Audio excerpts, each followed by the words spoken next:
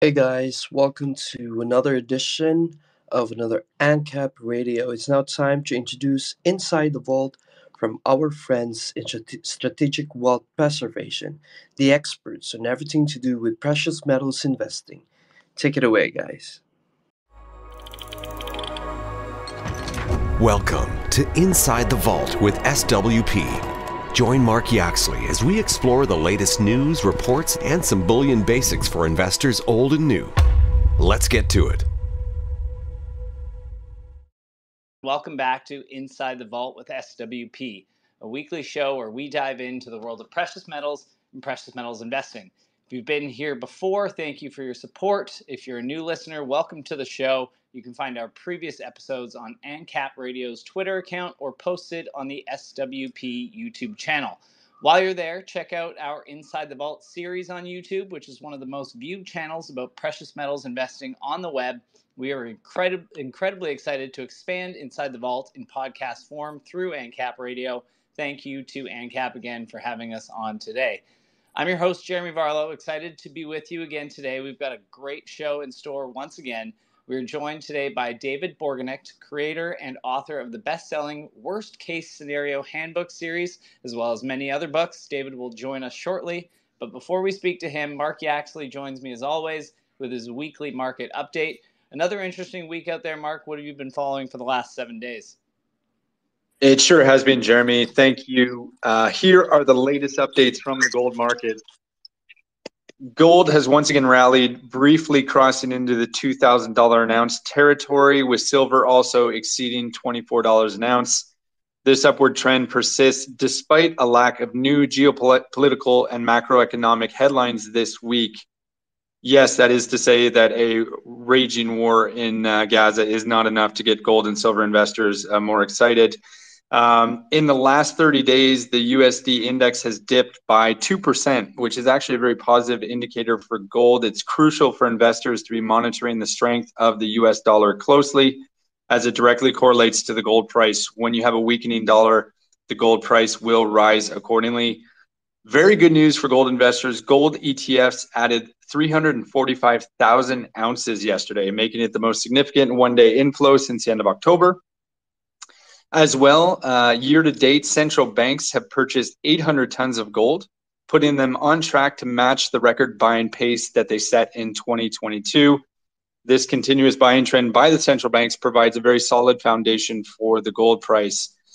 And finally, in Asia, particularly in India, we've seen a very strong buying demand lately. Imports from Switzerland into India have been significantly higher in October than expected. So in summary, the current precious metals market sentiment can kind of be wrapped up in two talking points.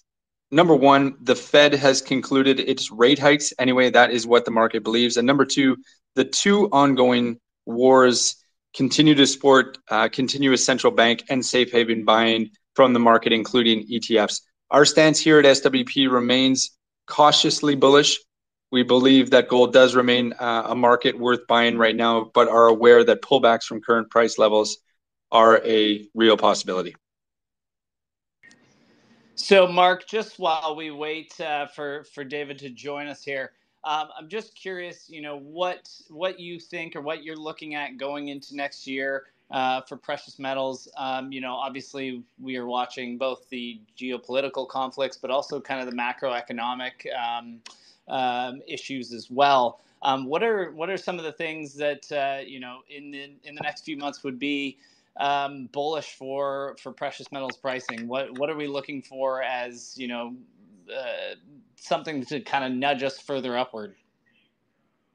Yeah, I think two major items that I'd be paying attention to. One is the Fed's next act. Is it going to be to continue pausing and holding interest rates where they are, which in itself has been, good. Even this latest pause has been very, very bullish for gold. So if they continue to pause or even start to pull back on rates, then you're going to see upward movement in the gold price. So that's number one. Obviously, close eye kept on the Fed's actions. And number two is the strength of the US dollar, which correlates to those activities as well. Correlates strongly, obviously, to the US economy.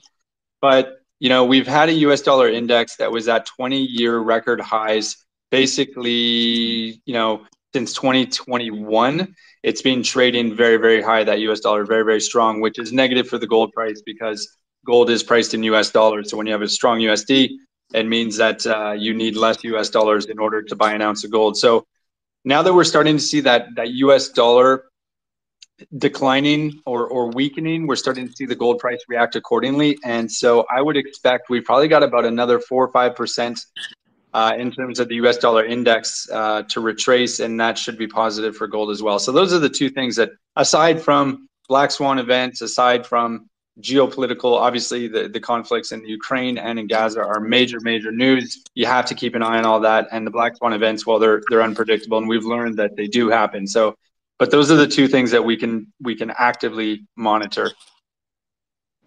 Thanks for that, Mark. I'm also curious, you know, we're going into, you know, holiday season right now. You know, what typically happens to the prices of metals during the holiday season? Is it something, you know, obviously it's a luxury item. It's not, you know, there's a barrier to entry based on cost to buy metals, but, you know, is it something that do we typically see a bump? Are people purchasing metals, you know, during the holidays as, I don't know, maybe gifts or something, or are they saving their expendable income to, you know, purchase other things and, you know, travel and whatnot during the holidays? Is there any correlation between the holiday season and metals prices?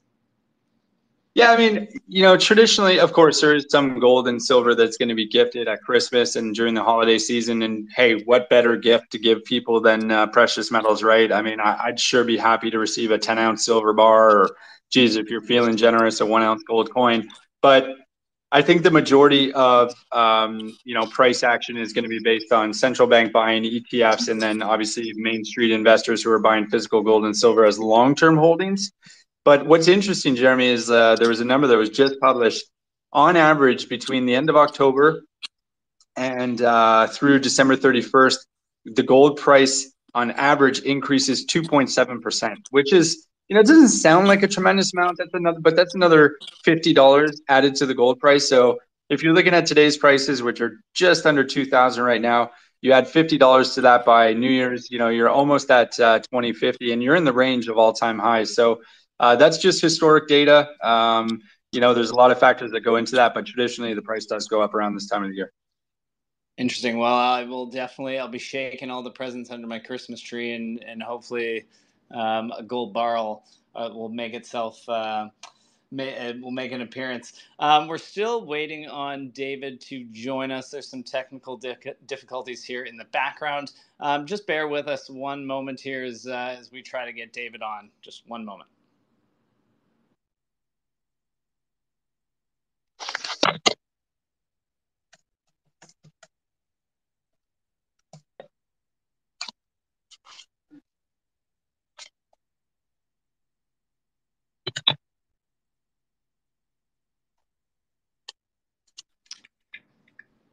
So I think while we're waiting for David, we'll jump into our Bullion Basics segment, which is typically at the end of the show, but just kind of to set a little bit of a primer here. As I mentioned, David is the author of a series of books called the Worst-Case Scenario Survival Handbooks.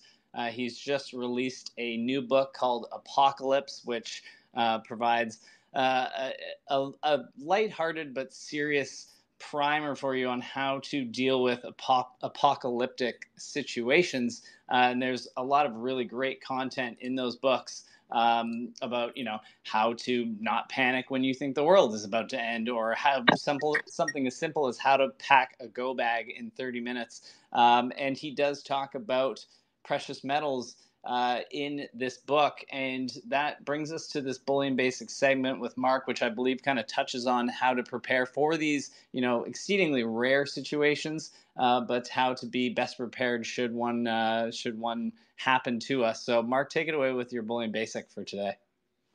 Yeah, definitely. You know, I know having spoken to David in the past, and having a sense of what he's going to talk about when he is able to connect. You know, what I wanted to talk about today was really a point that our clients bring up fairly often is should they hold smaller denominations of gold and silver at home in the case of a worst case scenario.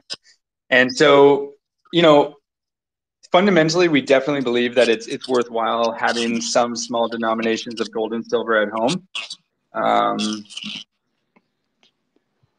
But when you're doing that, you have to take into consideration that when you're acquiring smaller denominations like 1 ounce coins, for example, or even small bars, you're going to be paying a higher premium for those products, right?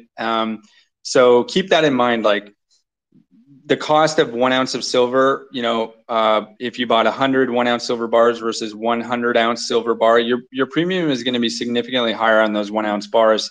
And even more so if you're buying 1 ounce, silver coins as your kind of go-to in a worst case scenario. So I just wanted to be, people to be aware of that, because we're going to be talking about it when David does manage to jump on, like being prepared for the worst case scenario. How does gold and silver play into that? But you want to be aware, like it does cost you a little bit of extra money to be prepared. The second thing that you need to be aware of, and I just touched on it quickly, is that if you're opting for coins over bars when it comes to your stash at home for these kind of worst case scenarios, those coins are going to have that additional premium as well. So, a 1 ounce silver eagle has a premium right now, probably in the range of like 20% over spot, versus like the equivalent 1 ounce bar might be somewhere in the range of like 8 to 10%. So again, just be mindful that if you're prepping and you're thinking ahead, just try to keep those cost considerations in mind. And it looks like we finally got David, who's being able to join us here, Jeremy. So I'll throw the mic back to you. Yeah, we do have David there. I just thought of something. This might be a good scenario to put in your next book, David, is how to prepare to face technical difficulties when joining a Twitter space. So just feeding you a little idea for your next book. But I want to introduce our guest today. Joining us, of course, is David Borgenicht. David is the president of Quirk Books, which is a Philadelphia-based publisher of entertaining, informative, and amusing fiction and nonfiction. He is also the author, as I mentioned, of the best-selling Worst-Case Scenario Survival Handbooks, including the newly released Worst-Case Scenario Survival Handbook, Apocalypse, which was just released at the end of October. David, welcome to the show. Glad you could sort things out. Yeah, thank you. I think we're probably the first ones ever to have to face that harrowing situation. Well, we won't be the last. It's one of the things about Twitter Spaces that you just have to roll with. Sometimes they aren't the easiest. There are a little bit of technical issues to jump over, but glad you could make it. Let's jump into things here. Before we get talking about the books themselves, we always like to welcome our guests, give them an opportunity to introduce themselves, give our audience a little insight into their background. So tell us, who is David Borgenicht? How did you get to the point where you're writing everything from survival books on, how to survive middle school, as well as the apocalypse, which, if you'd asked me back in middle school, they were one and the same, but also books about Star Trek, as well as parenting manuals. Like you cover a very wide range. How did you get to where you are today? Oh, man. I contain multitudes, I think, is the answer. No, I grew up in Utah. I grew up, doing a lot of outdoors stuff. So I was always kind of interested in camping and even though I wasn't a like hardcore backpacker and didn't really have awesome outdoor skills, I always admired those who did. And then I moved east to college, live in Philly now. Out of college, I decided to get into the world of book publishing and became an editor at a company here and just kind of learned the ropes of the industry.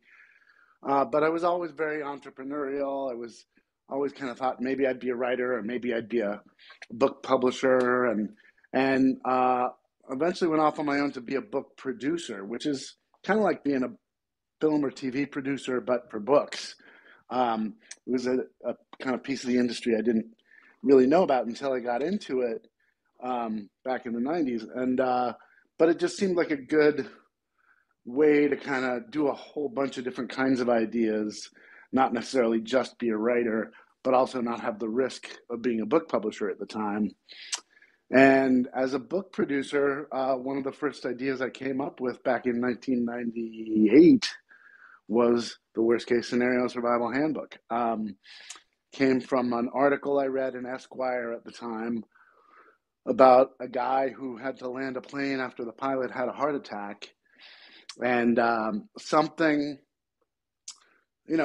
article took you through step by step what he did to land that plane. And something clicked in me. I was like, wait, I've seen this movie before. There are people who really do know all the answers to all those action movie, survival movie, horror movie situations that we have seen again and again. And that's kind of where the first book came from. And I decided that I was going to produce it, but I needed a co-writer, and that's where Josh Piven came in. And we ended up writing it together, and then I ended up producing it and designing it for Chronicle Books, who was the original publisher of the series. And it just kind of took off from there, and really gave me a start as a writer and book producer, but ultimately now for 20 years, a book publisher as the founder and president of Quirk Books, which is at quirkbooks.com. So, it's just been a long journey. And I guess, now with a new Worst Case Scenario book out this year, it's almost back to the beginning. Yeah, and I want to I have a follow-up question on that. When you come to release new books, how you decide what goes into them, but we'll get to that in a second. I dug into the Apocalypse book last night, and at first it was just really going to be kind of a skim through to get an idea of what the book was about and what it was communicating. But I found that they were just super interesting. They were written in a very clear, concise, and entertaining way.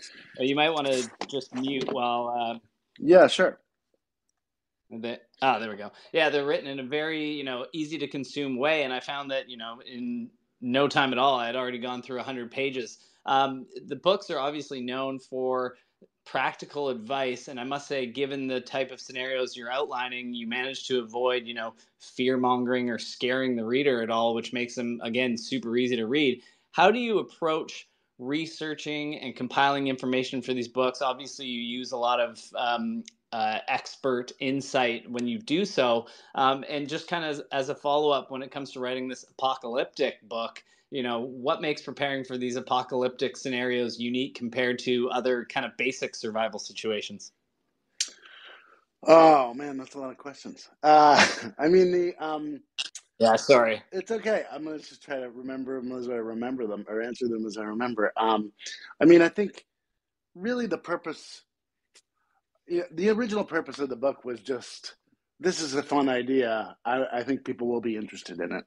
But 20 years later, after having done so many iterations of it, it's actually clear to me that in fact what you were talking about, the fact that it's not fear-mongering and it provides clear information and it's entertaining, is really the purpose. And I think people like the series because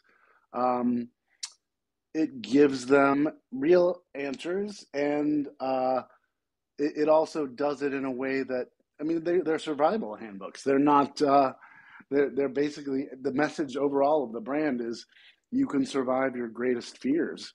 If you're prepared, you don't panic, and you have a plan. And so we try to, give people a way to activate all that. And, with the kind of attitude of the books, which is a bit playful, but real information. We talk about zombies as well as how to pack a go bag. We talk about alien invasions as well as what to do in the event of a nuclear disaster. It's really, all of it's very much inspired by pop culture's version of the apocalypse, but the end sum is that we give people real answers, and we do talk to experts for every situation. We interview at least one primary source, and then we obviously double check and check with others for every situation, every scenario in the books. We update them regularly as new information might come to light or new techniques. And we always double check and triple check and quadruple check once the book is in proofs with the experts to make sure that the illustrations match the text and that kind of thing. And as to the mix of scenarios, it's some sort of secret sauce that is by no means a formula, just kind of a gut check between what's the mix of information about things that people really do worry about and things that people are more, less actually worried about, but sometimes think about. So balancing out how to determine if conditions are safe, which is really valuable information about if there's some sort of apocalyptic event. Just looking out your window, how can you determine the conditions are safe? Is wildlife dead? Are there plumes of smoke? These are good signs that you should probably stay indoors for a while. Balancing that kind of information with how to tell if your alien invaders are actually lizard people.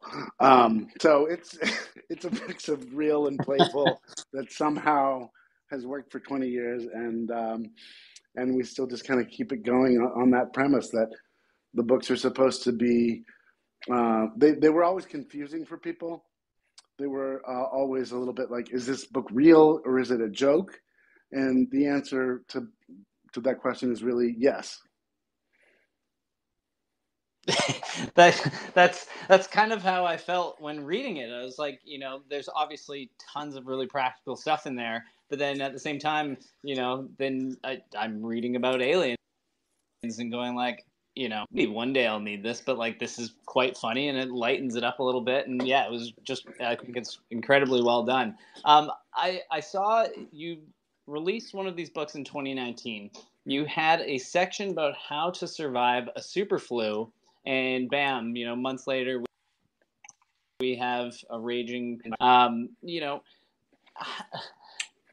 given how fast the world changes, like that might have just been pure happenstance, but given how fast the world changes, how fast technology moves, how often are you sitting there and thinking to yourself like, damn, I might need to write another book? Or are you jotting things down going like, this will be in the next iteration? Like, how does that process work?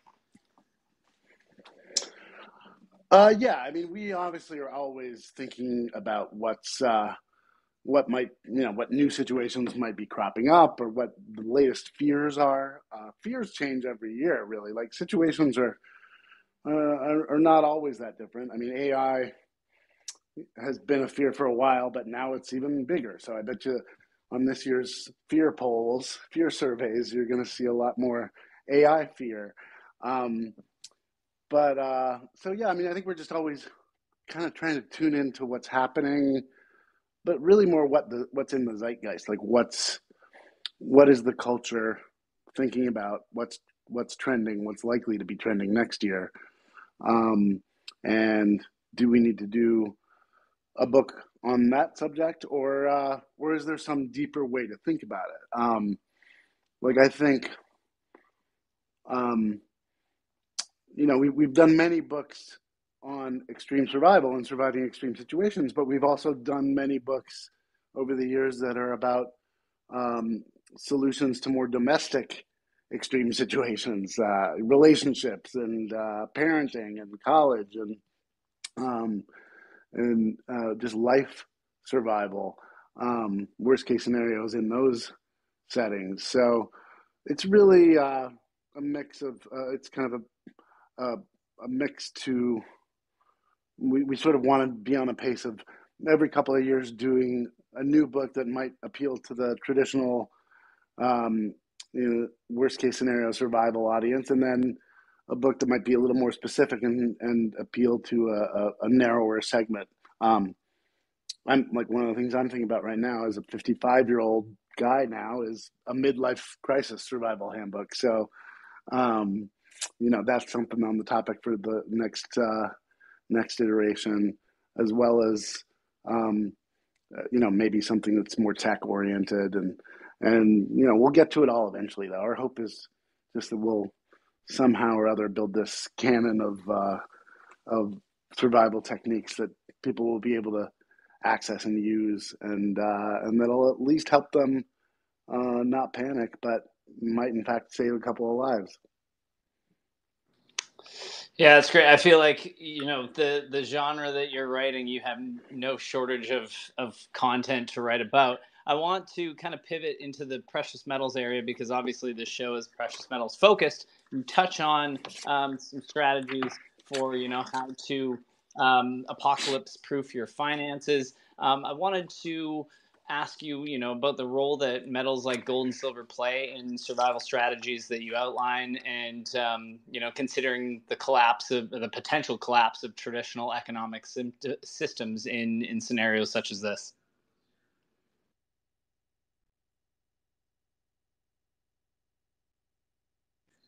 You're muted, by the way. Sorry.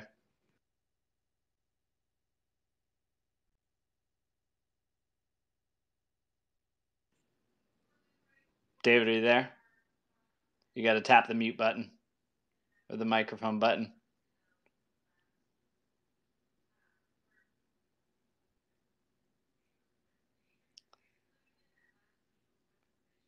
Hello, David. Are you there?